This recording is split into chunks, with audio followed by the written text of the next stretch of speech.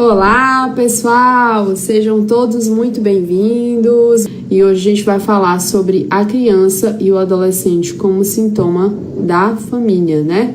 A criança e o adolescente como sintoma da família. Então agora chegou a hora de vocês compartilharem essa live. Compartilhe essa live com o maior número de pessoas, pais, mães, pediatras, psicólogos, terapeutas infantis ou que não sejam infantis, né? A gente sabe muito terapeuta ou psicólogo nem é infantil, mas atende crianças, né? Porque gostam muito de atender crianças.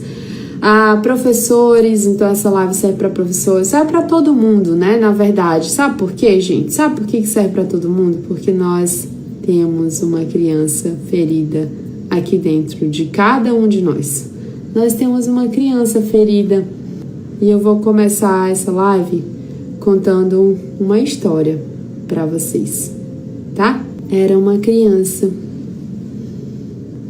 Talvez ela nasceu em um lar que ela não foi bem-vinda.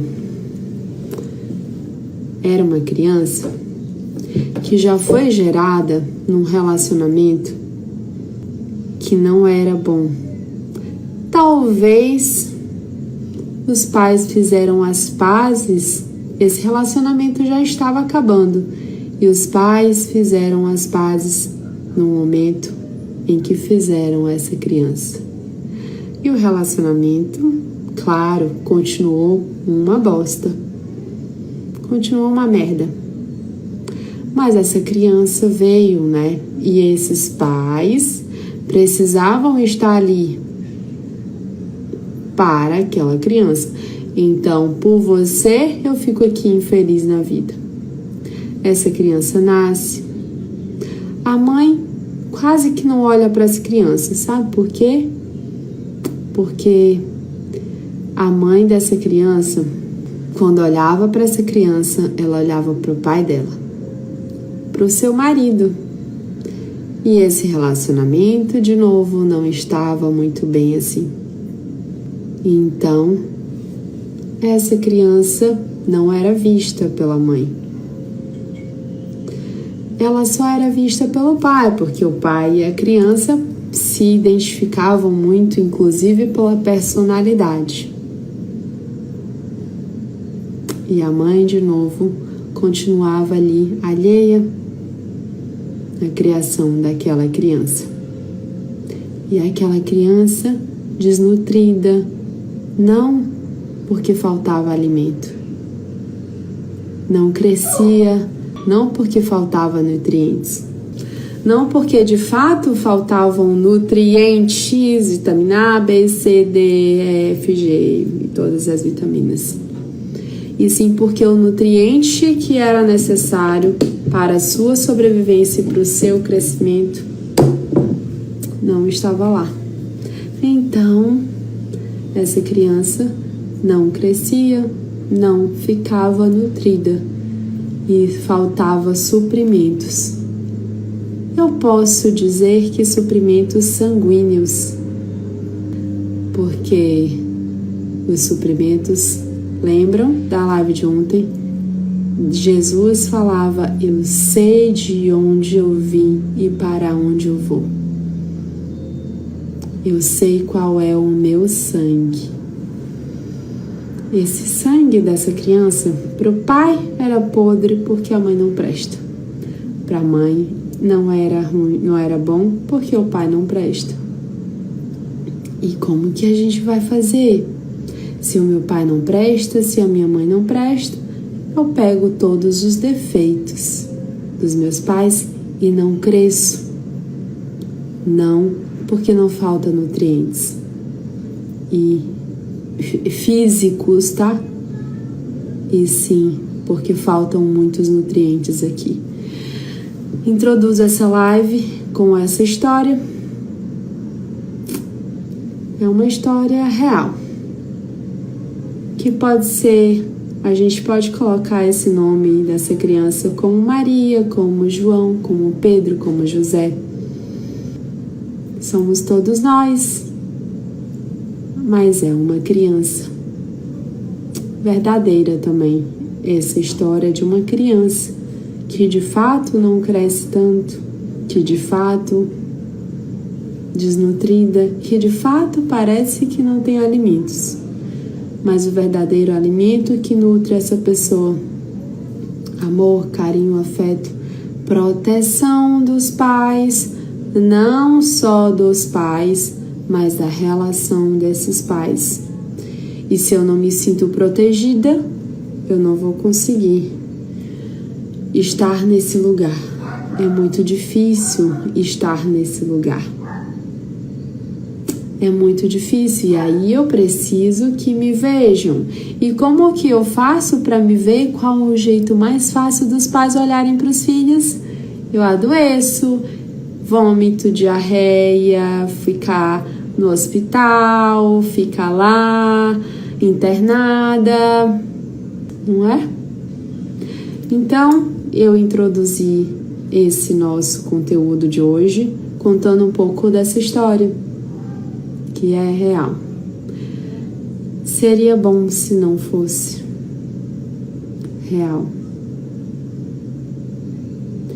Seria bom se todas as pessoas, todos os pais já tivessem uma cartilha assim.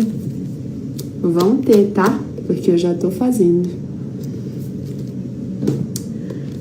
Essa cartilhazinha que viesse preparado com tudo aquilo que é importante para os pais, não é? Seria muito bom, porque aí essa criança não precisava adoecer para os pais dele. E aí a gente tá cheio disso que eu falei, desnutrição, a criança que não cresce, criança que, não, o hormônio do crescimento aqui não tá legal, então a gente tem que tomar aquele hormônio de crescimento todo dia na barriga. Tá cheio de criança com TDAH, tá cheio de criança com autismo, tá cheio de criança com um monte de coisa. E aí uma vez uma aluna me falou assim: Dalila, você falou que não tem muito caso de criança com câncer, alguma coisa assim, não lembro muito bem. Não lembro muito bem o que ela falou. Aí ela falou assim: mas eu fui no hospital e eu acho que eu falei de um tipo de câncer que eu não lembro mais qual foi, tá? Mas eu fui no hospital do câncer, tava cheio de câncer. Claro que quando você vai no hospital do câncer, tá cheio de câncer. Se você vai no hospital ortopédico, vai estar cheio de criança com problemas ortopédicos. Se você for no hospital, sei lá, no setor de otorrinolaringologia, por exemplo, você vai ver cheio de criança lá com problemas na fala, língua presa, enfim, tantas outras coisas que acontecem, né? Mas o que a gente precisa para ontem é olhar para a família. Porque se você não olha para a família, você não consegue alcançar as pessoas. E aí eu vou trazer alguns casos para vocês, interessantes para vocês colocarem. E aqui eu vou trazer primeiro um caso de um adolescente. Os pais me procuraram porque ele estava com muito sintoma, muitos medos, muita ansiedade e tudo mais, né? E eu falei: não, é com vocês que eu quero conversar. E aí os pais falaram: Dalila, será que tem a ver? A gente vai conversar logo aqui, será que tem a ver? Mas o nosso relacionamento, ele é o primeiro filho, o nosso relacionamento sempre foi péssimo.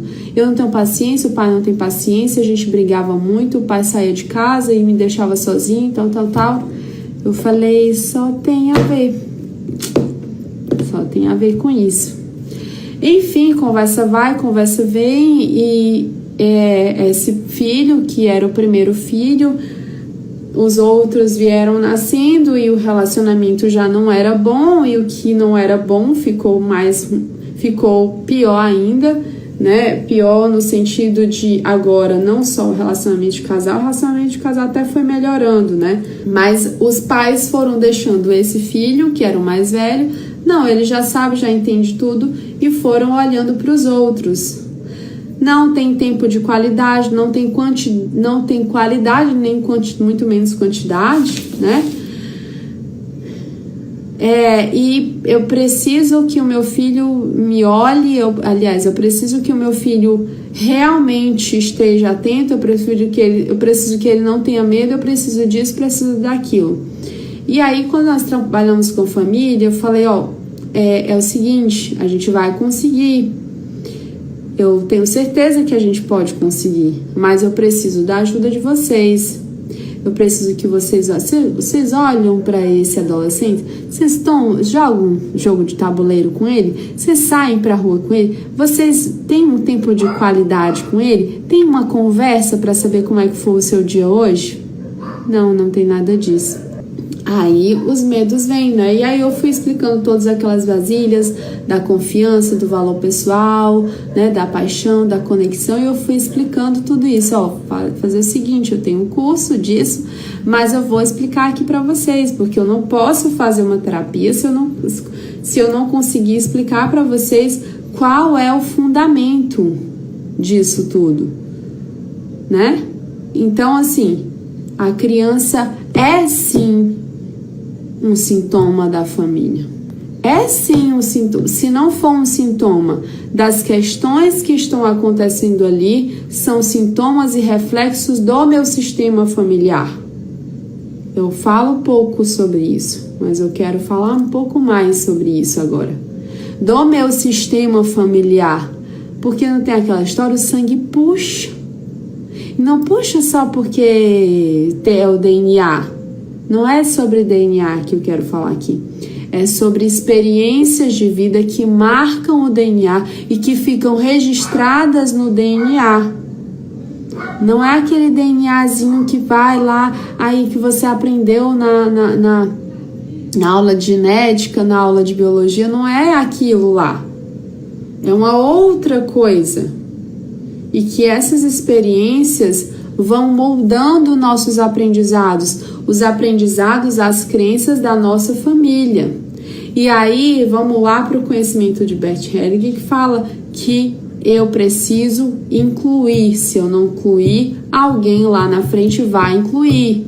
Se eu não incluir, se você não incluir, alguém vai incluir. E a gente tem incluído muitas pessoas que vieram lá do sistema por uma necessidade do clã, por uma necessidade da minha família, do meu sistema familiar, vem alguém para compensar. E esse alguém é uma criança que vai ser adulto. E aí não adianta ficar com peninha. Eu tô com pena porque essa criança tá assim. É assim. Agora, eu não estou dizendo isso, eu não estou falando aqui que só porque está assim, que você não vai olhar com outros olhos. Você não vai olhar com outros olhos e vai acreditar, e vai deixar de acreditar que aquilo pode sim ter cura, pode sim ter uma resolução, ou pode aliviar bastante, né? Às vezes você vem para aliviar o sintoma daquela família, que há uma necessidade muito grande do clã. E eu quero falar, né, aqui de alguns sintomas, né? Eu falei um pouquinho da ansiedade, falei dessa criança, né? Falei dessa criança, dessa historinha aqui do início. Eu vou falar aqui de algumas questões, né, de saúde da criança que podem ser sintoma da família, tá? Vou começar do filho da Marília Mendonça, que teve otite. Gente, o filho da Marília Mendonça teve otite. Vocês sabiam? Foi em janeiro, eu estava nos Estados Unidos nessa época, e a minha mãe me disse, Dalila, o filho da Marília Mendonça teve otite. E aí ela me disse, mas sabia, Dalila? Minha mãe já sabe, né? Ela é quase uma terapeuta. Mas Dalila sabia, menina interessante, ele teve depois que contaram pra ele que ela faleceu. Foi mais ou menos uma semana, tá, gente? Que o filho da Marília Mendonça, ele teve uma otite, né? E ela fala, e aconteceu isso mesmo. Ele teve otite justamente quando ele soube, porque antes eles estavam falando, sua mãe ainda vai vir, sua mãe ainda vai vir, sua mãe vai vir, né? Enfim. Enfim, gente, e aí ele teve isso. Sabe por quê? Porque ele recebeu uma informação que ele não gostaria de receber. Quando os pais brigam muito, e aí eu vou dar uns casos aqui, tá? Criança que tem otite, criança que tem problemas no ouvido, é o seguinte: os pais estão brigando muito, ela recebe uma notícia que ela não gostaria de ouvir, e aí o que acontece na otite? O que acontece, gente? Começa a sair pus, começa a sair sujeira, começa a sair aquilo que eu não preciso mais. Que mais? Eu recebo uma notícia que eu não queria receber, coisas difíceis, coisas ruins. Ó, gente, notícia, briga dos pais, tudo é coisa ruim que eu queria mesmo era me livrar dessa informação, tá? Eu quero muito receber, por exemplo, você que fica enganando seu filho, alguém que fica enganando o filho. Amanhã você vai ter esse brinquedo, mamãe vai viajar, vai comprar o brinquedo. Eu vou comprar o brinquedo, comprar o brinquedo, e esse brinquedo nunca chega. Então, ele fica querendo receber uma informação e não recebe, tá? Eu fico querendo receber uma informação e essa informação nunca chega. E aí, o que acontece? De novo, otite. Geralmente, a otite tá ligado aqui com a faringite ou laringite, as dores de garganta como um todo. Laringofaringite, né? Também pode ter. Amidalite, né? Tudo isso são problemas aqui nessa região da garganta. Geralmente, quando os meus pais estão brigando, o que acontece comigo? Eu não quero ouvir essa informação e eu queria falar para eles pararem de brigar, mas eu não consigo. E eu não consigo falar. Ou então assim eu falo, para pai, para mãe, para, e eles não me ouvem. E aí, o que vai acontecer? Garganta. Ou então tá acontecendo algum acontecimento um exemplo, abuso sexual. Tá acontecendo um abuso sexual e o abusador fala, não fale pros seus pais, você vai ganhar um bombom, não fale pra ninguém. Se você falar, isso vai ser perigoso pro seu pai, se você falar. E aí ele fica acumulando aquela informação, não pode falar. É perigoso falar, é perigoso me expressar. Se eu falo para os meus pais que eu estou sendo abusado, vai acontecer alguma coisa, ou comigo ou com eles, né? Ou então não, eu sei que é algo de errado, eu tô sentindo que é algo de errado, não vou falar, eu tenho medo de falar. Então, eu não consigo falar. Dia desse eu estava fazendo um atendimento, né? E a pessoa mora nos Estados Unidos e ela já teve câncer na tireoide. E a minha mãe já pediu para atender ela várias vezes. E todas as vezes que eu vou atender, no dia depois ela vai fazer exame, né? E fica assim, gente, como se fosse aquele papo cheio, sabe? Muito grande aqui. Realmente dá pra visualizar, né? E a minha mãe, Dalila, por favor, atende essa pessoa, atende.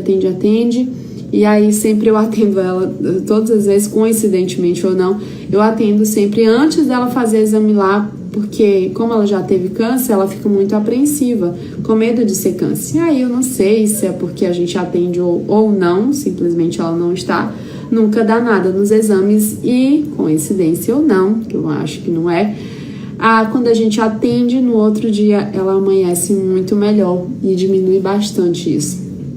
E eu tava atendendo, né, era um atendimento online, já tarde da noite, meu filho tava acordado, ele tava aqui, né, no meu lado, enquanto eu tava ressignificando, eu falando assim, ó, não precisa mais engolir sapo, não precisa mais engolir, meu filho, mamãe, o que é engolir sapo? Ela tá engolindo sapo, mamãe, depois eu te explico. E aí eu falei pro meu filho, depois eu te explico o que é engolir sapo, né? Eles não sabem o que é engolir sapo, mas eles também engolem sapo. E ela é uma criança ferida. Essa adulto que eu atendi, essa pessoa que é adulta, que já teve câncer na tireoide, e que vem engolindo sapo o tempo todo, ela passou a vida toda engolindo sapo, porque a mãe faleceu quando ela era muito pequena e ela era escrava da madrasta. A madrasta realmente era uma madrasta. A madrasta já cortou o pé dela com caco de vidro. A madrasta, ela dormia fora de casa, no quintal, né, com medo da madrasta, ela já dormiu embaixo da cama com medo da madrasta. Era algo muito, mas muito forte. Quando eu atendi essa pessoa, realmente eu saí comovida e eu realmente saí agradecendo muito, porque eu nunca atendi na minha vida alguém com tanto sofrimento quanto essa pessoa, né? Essa pessoa, bom, não vou falar, mas pode ser que alguém conheça aqui ela, mas hoje ela mora lá, minha mãe é amiga dela, né? E é algo assim que foi muito surpreendente para mim. Mas o que eu quero falar aqui é sobre essa coisa de engolir sapo, né? A criança que geralmente engole sapo vira um adulto engolindo sapo o tempo todo, porque para ela, para a sobrevivência dela, ela acha que ela precisa engolir sapo o tempo todo. Uma vez, e aí eu vou contar uma criança que hoje é uma adulta e que tinha problemas na garganta. E ela tinha problemas na garganta e ela sabe que ela é professora. Mas, Danila, todo professor tem problema na garganta, mas será por que a missão dele é falar? Será, hein? Será por que a minha missão também é de falar? É pelo mesmo motivo que eu tô falando aqui pra vocês, tá? Essa pessoa não podia falar muito quando ela era criança. Ela não podia, era perigoso falar quando era criança. E aconteceu vários eventos na vida dessa professora e ela não podia falar, era perigoso. O pai, ela era filha do pai, né? Ela e as outras irmãs, ela e a outra irmã. Então o pai, ele tinha uma outra família e ela era a família da outra. E por ela ser família da outra, muitas vezes ela tinha que calar, ela não podia pedir as coisas para o pai, ela não podia ir lá na casa do pai, ela não podia ver o pai o tempo todo. E ela vivia guardando isso. E hoje na escola ela não podia falar para muitas pessoas, né? Não podia falar o que ela gostaria de falar para os pais, e ela não falava o que ela gostaria de falar para os tutores daquelas crianças, enfim. E isso foi fazendo muito sentido para ela, e a gente ressignificou e ela parou de engolir sapo. E a gente para de engolir sapo por dois motivos. Só para finalizar essa parte aqui, de duas formas. Aliás, de duas formas. Ou eu realmente paro de engolir sapo e ouso falar aquilo que eu quero falar, ou, cara, eu aceito isso com verdade pra minha vida, aceito que essa pessoa é assim, que ela tá me falando assim, isso que ela fala pra mim sobre mim ou sobre o outro não é sobre mim, é o que ela acha, eu deixo com ela o que é dela. Pronto. Simples assim. Tá? Simples assim. É fácil? É simples? Mas tem que fazer. Tá? Preciso fazer. Ok. Vamos lá para outro sintoma, rinite e sinusite. Rinite e sinusite, há algum medo de morte, um medo de separação, um medo do que está acontecendo no ambiente, tá? O medo do que está acontecendo no ambiente. Nossa, os meus pais vão se separar. Nossa, não, agora eles não vão se separar não, mas há muitas brigas. Nossa, aqui o tempo todo tá rolando muita morte de fato, tá? Pode ser medo de morte, ou medo de separação. Separação e morte para o nosso cérebro, pessoal, é a mesma coisa, tá? Separação e morte para o nosso cérebro é a mesma coisa, se trata da mesma coisa, ok? Então, quando algo está acontecendo de feio, de sujo, de ruim, com medos de morte, né, nesse ambiente, isso pode acontecer, pode trazer como consequências, né, a questão de rinite e sinusite, tá? E aí não importa, né, mesmo que você faça qualquer tratamento que seja com corticoide, com 1000 coisas que existem aí de ferramentas, você vai ficar dependente disso se você não mudar o ambiente. Então, ou eu mudo meu ambiente familiar, ou nada muda para meu filho. Ou eu mudo meu ambiente aqui, né, o ambiente escolar que seja, ou eu mudo, ou nada vai mudar. Tem uma coisa muito importante, tá? Que eu gosto muito de falar sobre isso, que é o seguinte, 2 pontos. Quando o filho tem algum problema na escola, se o seu filho tem um problema na escola, aí você vai trazer ele para mim ou para alguma terapeuta MPC e falar: não, mas ele teve esse problema na escola, né? Ou essa ansiedade desencadeou na escola, ou essa automutilação desencadeou por um problema na escola. E deixa eu te falar uma coisa: a escola da vida dele é na casa dele. Então, se o seu filho desencadeou algo na escola, é porque tá faltando algo em casa. Eu sei que é difícil da gente ver isso, reconhecer isso e olhar para isso e mudar isso. Porque a gente quer projetar no outro a responsabilidade pela saúde do meu filho. Mas não é. Sim, eu não estou dizendo que o outro também, a escola não tem a sua responsabilidade. E é por isso que eu preciso escolher a escola que tem a ver com os meus valores. Eu escolho para o meu filho a escola que tem a ver com os valores que eu prego. E aí eu vou dizer para vocês, por exemplo, eu prego valores lá em casa que os meus filhos têm voz, têm vez. E eu prego lá em casa que nota não é o mais importante. Eu prego lá em casa que estudo nem é a coisa mais importante. E eu coloco os meus filhos numa escola que dê valor ao que eles falam, que não há um certo e um errado. A escola dos meus filhos tem essa metodologia. Não há um certo e errado. Existe a resposta correta, mas a resposta do meu filho tem o seu valor. Ele tem voz na escola. É importante o que ele acha. É importante as opiniões dele, porque na minha casa os meus valores são assim. Então eu não coloco os meus filhos numa escola que, é assim, esse é o certo e esse aqui é o errado, acabou, não existe outra opção. Na prova não vai existir, talvez, na prova do Enem, mas essa não é a prova mais importante. Na prova da faculdade vai existir um certo e errado, mas essa não é a prova mais importante.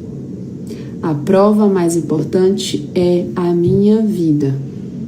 Inclusive, a minha filha falou: mamãe, será que eu vou me sair muito bem na apresentação da festa junina? Eu falei: se você estiver fazendo porque você gosta, porque você ama, porque você quer sair bem em relação a você mesma, então você vai ser a melhor que você conseguir ser. Então, vou voltar aqui, os valores que eu prego em casa, eu preciso procurar uma escola que tenha os meus valores, porque senão você vai dizer: a escola é isso, a escola é aquilo. Não é a escola não tem nada de errado. Existem outras escolas com outros valores e não tem nada de errado. Apenas são os valores daquela escola. E eu preciso respeitar. Gente, eu fico puta da vida quando eu vejo as professoras reclamando da escola. Caramba, primeiro porque não existe nada perfeito. E então eu não reclamo de absoluto. Gente, eu não reclamo isso aqui. Nada. Sabe por quê? Porque eu acredito na escola que eu levo os meus filhos. Eu acredito naquela... A partir do momento que eu não acreditar mais, eu não vou reclamar. Porque não vai adiantar. Não vai adiantar. Apenas é aquela metodologia. Acabou. Então eu não preciso aceitar. Eu não preciso dizer: olha, essa aqui tá errada, essa metodologia tá certa. Eu concordo, eu não concordo. Não tenho que concordar com nada. Eu só tenho que dizer: nossa, isso aqui é de acordo com o que eu acredito, isso aqui não é. Pronto. Mas existem muitas pessoas que colocam naquela escola que é de acordo com os valores que eu não acredito, e tá tudo bem. São os valores que ela acredita. Talvez são aquelas pessoas que o importante é fazer o Enem, o importante é passar por medicina, o importante é isso. E tá tudo certo também. Por isso que existem muitos médicos, por isso que existem muitos advogados, por isso que existe muito juiz, por isso que existe tudo isso, e por isso também que existem muitas pessoas frustradas, e tá tudo bem também. Agora, eu preciso colocar a responsabilidade em mim. Por isso que a escola que eu for escolher tem que ser de acordo com os meus valores, porque isso que eu faço, assim como quando eu dou um pai para o meu filho, eu estou dando esse pai e eu não posso reclamar desse pai, porque foi eu quem dei. Nossa, gente, é tão difícil fazer isso, né? É tão difícil não reclamar do pai do meu filho pro meu filho. É muito difícil. E a gente fica assim, ó. Às vezes o meu marido tá fazendo algumas coisas e o meu filho tá lá. E eu preciso não dizer, nossa, teu pai é isso. Eu preciso não dizer, porque não é a verdade. A verdade não é que o pai dele é isso, é que pra mim, que sou esposa, o pai dele não é isso. E aí eu já vou pra um outro assunto. Mas antes eu vou concluir esse, tá? Eu só tô colocando esses exemplos aqui pra vocês dizerem, pra vocês verem que os meus valores como mãe, eu preciso colocar bem esses pontos em casa, tá? Então, quando acontece algo na escola, com um coleguinha, com não sei o que, não vai adiantar você mudar o seu filho de escola. Não vai adiantar você mudar, né? Uma mãe procurou e falou assim, Dalila, eu vou mudar ela de escola, porque a escola tá tendo muitos coleguinhas que mandam na minha filha. Falei, deixa eu te falar uma coisa. Se você for para uma escola e ela tiver desse jeito, ela vai exatamente ter esse mesmo comportamento com as outras pessoas, porque você precisa tratar sua filha em casa.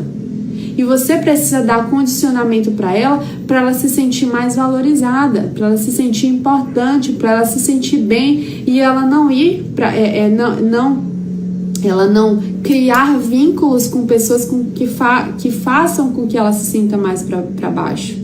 E aí eu falei, ela na sua casa ela trata mal seu filho, não trata? Trata, ela trata muito mal, completamente diferente que ela trata com os amigos. Pois é porque em casa ela se sente a grande e ela quer fazer, como ela sente complexo de inferioridade, ela precisa fazer com que o seu filho se sinta diminuído para que ela se sinta grande. E na escola ela se sente inferior e ela vai continuar se sentindo inferior se você não trabalhar isso em casa. Porque não vai adiantar você trabalhar isso mudando ela da escola. Você vai mudar o problema para outro lugar. Você vai projetar esse problema, porque esse problema é de casa. Então, por favor, enquanto pais, vamos nos colocar responsáveis. E vocês, enquanto terapeutas ou enquanto profissionais que trabalham com crianças, ajudem os seus filhos, ajudem as pessoas, os pais a olharem para isso.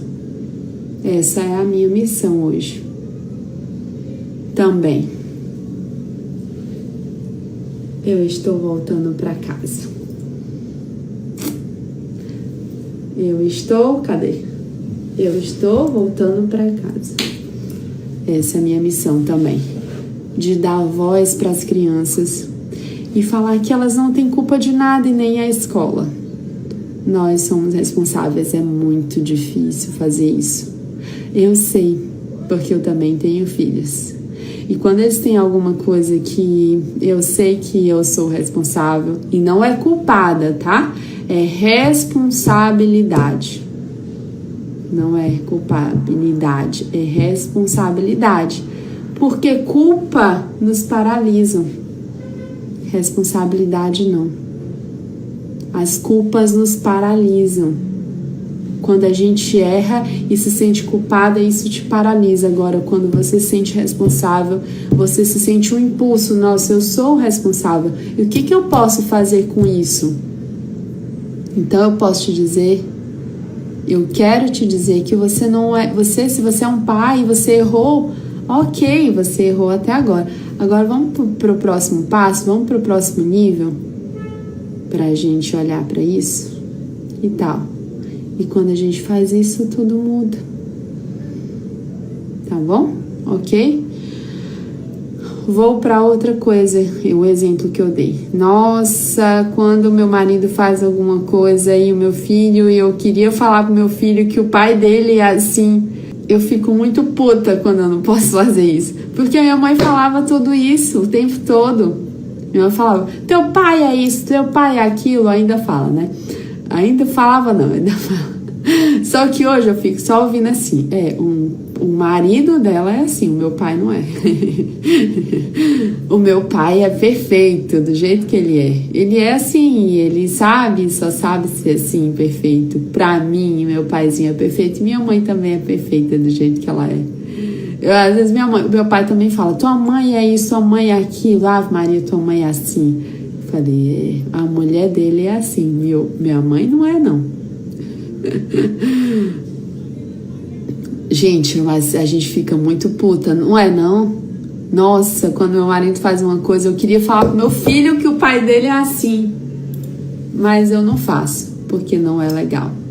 Sabe por quê? Porque o meu filho vai dizer, rapaz, mas não foi a senhora que me colocou, que colocou esse homem para ser o meu pai? E aí eu sei que meu filho não vai falar isso hoje, mas daqui a pouco pode ser que ele vai falar isso, não sei. Meu filho fala mesmo, quando ele souber disso, ele vai falar. E ele vai falar isso, né?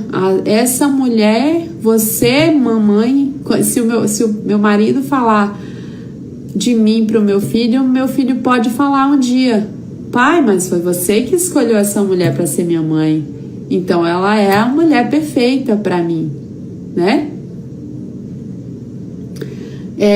Então, gente, a outra coisa, o homem, o marido, não deve falar mal da mulher pro filho. Porque o filho não tem nada a ver com isso. Não tem nada a ver com isso. O meu filho não tem nada a ver com as minhas discussões com meu marido. Sabe o que é do meu filho? Sabe o que é do seu filho? Sabe o que é do filho daquela pessoa que você vai tratar? É a relação dele com o pai dele. E eu não vou destruir a relação do meu filho com o pai dele, falando mal do meu marido. A minha relação de casal é uma coisa.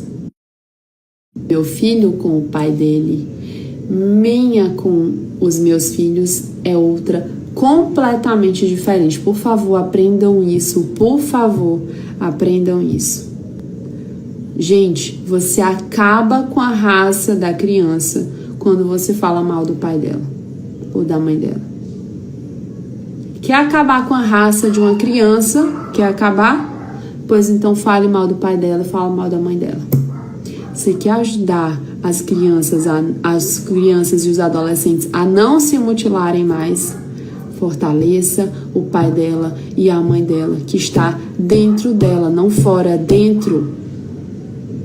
Não está fora, está dentro. Mas aquilo que está dentro é uma projeção daquilo que está fora. E eu sei que dá muita vontade de fazer isso. Porque o marido chateia a gente. E nós, mulheres, a gente chateia muitos maridos, né? A gente faz isso. Mas não é. Não é legal. Porque a gente acaba com a raça dos nossos filhos.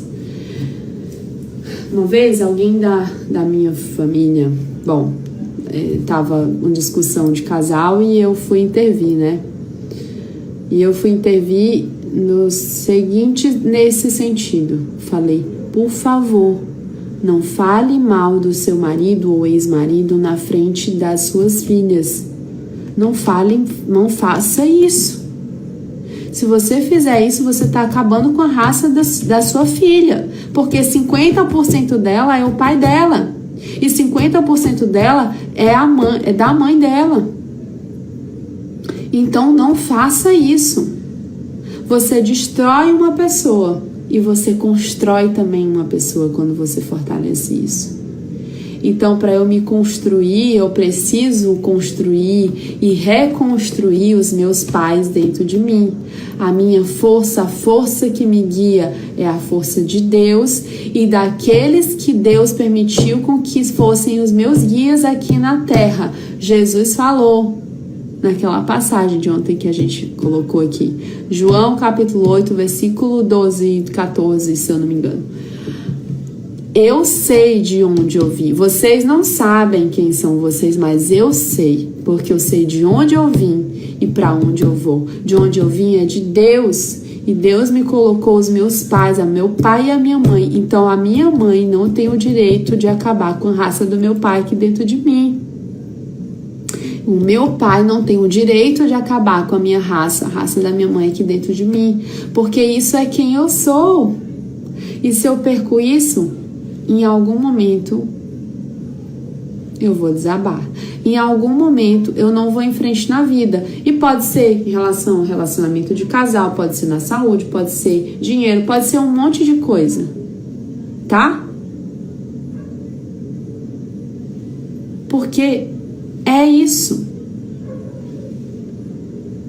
Ok, gente?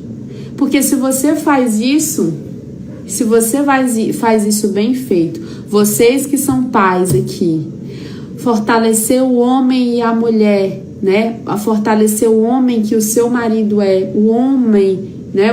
O homem e o pai que o seu marido é para o seu filho, e você fortalecer a mulher que você é, ou que a sua mulher é, a mãe que a sua mulher é para a sua filha ou para o seu filho, você vai... Nossa, gente! Isso eu posso garantir para vocês que é a melhor escola do mundo para os seus filhos.